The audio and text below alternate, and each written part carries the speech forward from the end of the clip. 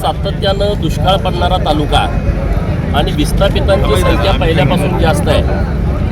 धनगर बहुल तालुका असल्यामुळं मेंढपाळांची संख्या पहिल्यापासून या तालुक्यात जास्तीची राहिलेली आहे. त्यामुळं शिक्षणाकडं पहिल्या पिढीचं आमच्या दुर्लक्ष होतं. आता आमची नवीन पिढी प्रतिकूल परिस्थिती असली तरी शिक्षणाच्या बाबतीमध्ये अत्यंत सतर्क आहे. आणि त्यातलाच एक भाग आमच्या मिटकी गावचा सुपुत्र प्रवीण कोळपे अत्यंत प्रतिकूल परिस्थितीत, वडील वारलेले, आजी आणि आई शेतामध्ये काम करणारी अशा कुटुंबातला मुलगा आज IPS होतोय याचा मनस्वी आनंद आमच्या सर्व आटपाडीकरांना झालेला आहे. आणि म्हणून आटपाडीकरांनी ठरवलं की प्रवीणची मिरवणूक हत्तीवरून काढायची. हत्तीवरून मिरवणूक काढण्याचा अर्थ असा आहे की जी काही मुलं आहेत नवीन पिढीतली, त्याला वाटतं माझ्या वडिलांकडून मला हे मिळत नाही, ते मिळत नाही, मला गाडीच मिळत नाही, मला चांगल्या शाळेत ॲडमिशनच मिळत नाही, माझ्यावरती चांगला पैसेच खर्च होत नाही. या सगळ्या मुलांच्या समोर प्रवीणचा आदर्श आहे की कशीही परिस्थिती असली, जिल्हा परिषदच्या शाळेत शिकलेला मुलगासुद्धा या देशात टॉपला जाऊ शकतो.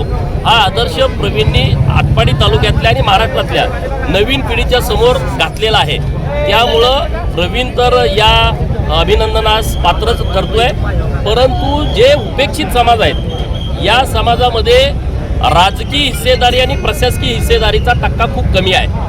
आणि म्हणून एका बाजूला राजकीय हिस्सेदारी मिळावी म्हणून वेगवेगळे समाज संघर्ष करतायत, दुसऱ्या बाजूला प्रशासनातला पण टक्का वाढावा यासाठी नवीन मुलं खूप मेहनत घेत आहेत. आणि आज प्रवीणच्या रूपानं पहिला IPS अधिकारी हा आमच्या आटपाडी तालुक्याला मिळाला आहे. याचा सर्वस्वी अभिमान सर्व आटपाडीकरांना आहे.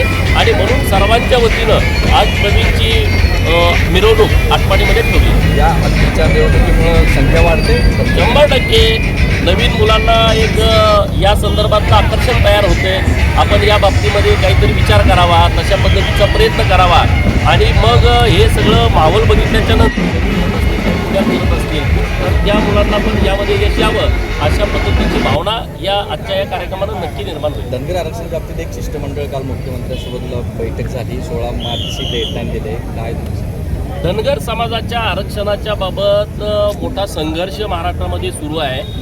गेल्या 3 दशकापासून वेगवेगळ्या नेतृत्वामध्ये हा आरक्षणाचा लढा आमचा धनगर समाज लढतोय.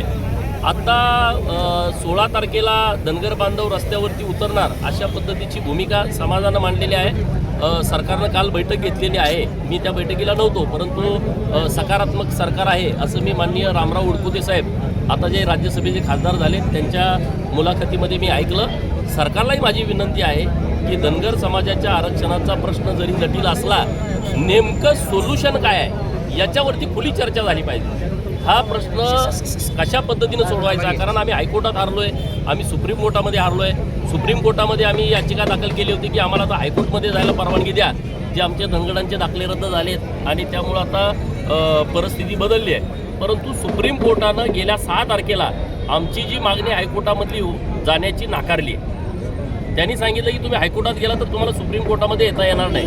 आणि मग आता आमच्या याचिकाकर्त्यांच्या वतीनं आम्ही अशी भूमिका घेतली आहे की आम्ही आता सुप्रीम कोर्टामध्ये ती केस चालवू.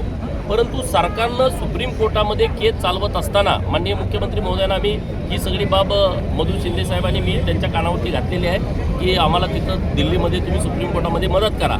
हा झाला एक पर्याय. दुसरा पर्याय काय सरकारकडं, तर त्याच्याबद्दलही सरकारनं योग्य काळजी घेऊन धनगर समाजाचा गेल्या अनेक वर्षांपासूनचा ST आरक्षणाच्या अंमलबजावणीचा जो विषय आहे तो मार्गी लावावा ही सगळ्या समस्त धनगर समाजाची भावना आहे. थँक्यू.